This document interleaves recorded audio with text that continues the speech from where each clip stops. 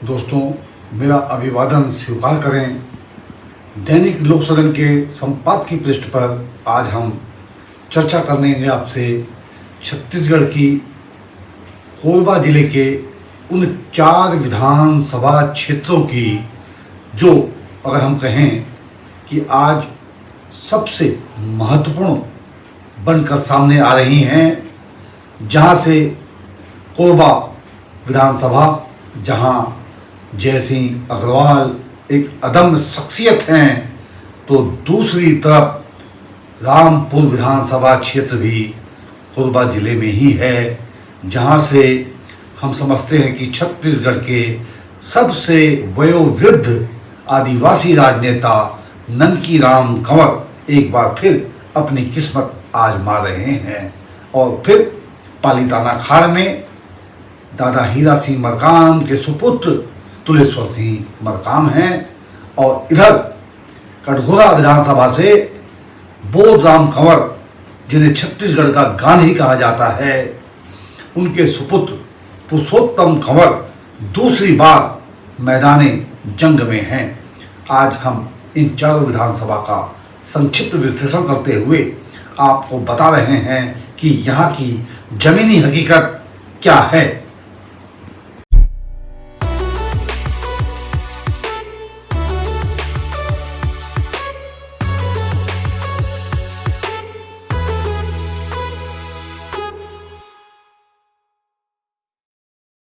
शुरुआत करते हैं हम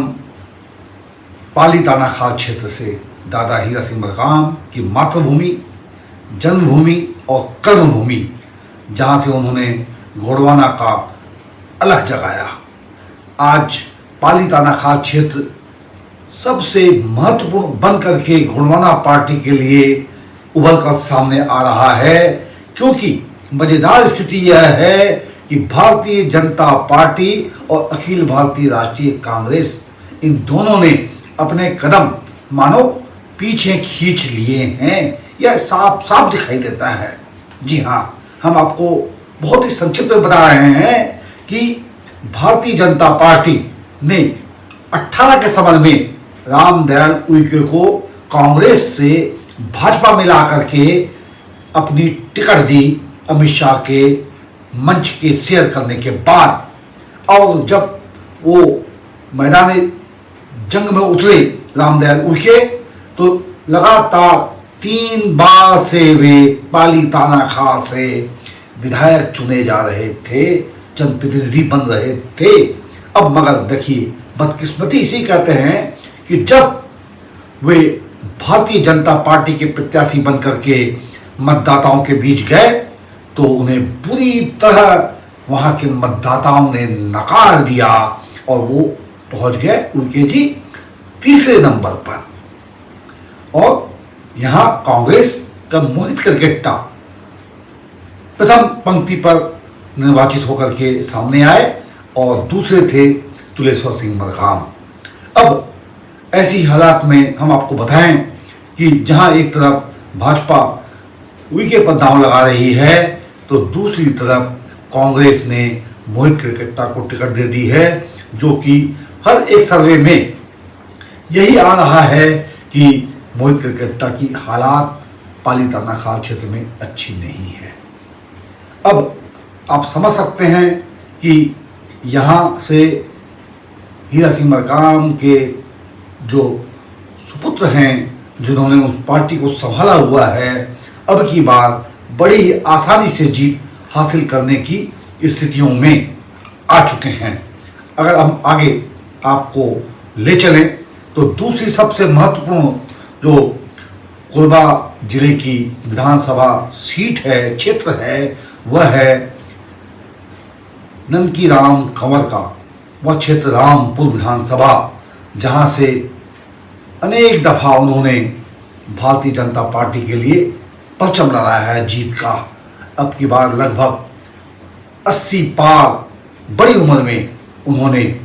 हाईकमान नरेंद्र दामोदर दास मोदी और अमित शाह दोनों को साध करके यह दिखा दिया है कि राजनीतिक चातुर्य में, राजनीतिक परिपक्वता में उनमें कोई कमी नहीं है, और क्षेत्र में जो उनका जो काम है, जो उनकी उपस्थिति है, उसे तो कोई नकार ही नहीं सकता, न कांग्रेस न दूसरे दल। ऐसे में वहाँ से जो वहाँ का परिवार था, महत्वपूर्ण परिवार राजनीतिक, प्यारेलाल कंवर का, विगत समय में श्यामलाल कंवर यहाँ से विधायक रहे, मगर तीसरी बार 18 के समर में आपका तो हम ये कह सकते हैं कि जो बुरी गति हुई वह तो कांग्रेस की रामपुर विधानसभा क्षेत्र में कभी कल्पना ही नहीं की जा सकती थी। आप तीसरे नंबर पर चले गए। अब की बार यहाँ से फूल सिंह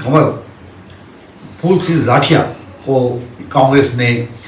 टिकट दी है, और ऐसे जो हालात हैं उन हालातों में हम कह सकते हैं कि ननकीराम कंवर बहुत आगे हैं और फूल सिंह कंवर राठिया बहुत पीछे हैं।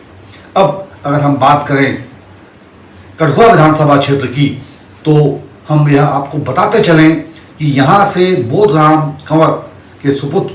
दूसरी बार मैदान में हैं और उनकी टिकट भी कटते कटते बच गई है, और उनके सामने हैं एक नए नवेले भाजपा के द्वारा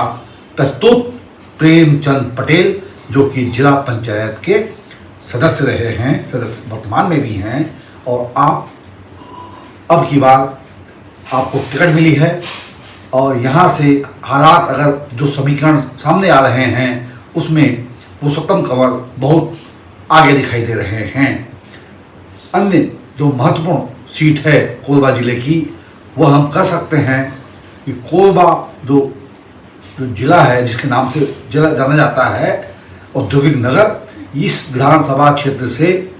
3 दफे के विधायक जय सिंह अग्रवाल हैं, और वर्तमान में आप भूपेश बघेल सरकार में राजस्व मंत्री के महत्वपूर्ण पद में हैं। एक कद्दावर राजनेता की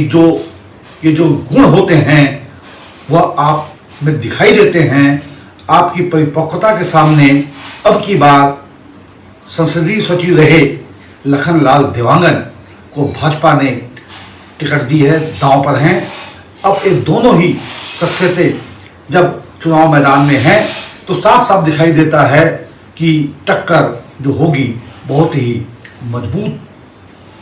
होने वाली है। इन चारों विधानसभाओं के संक्षिप्त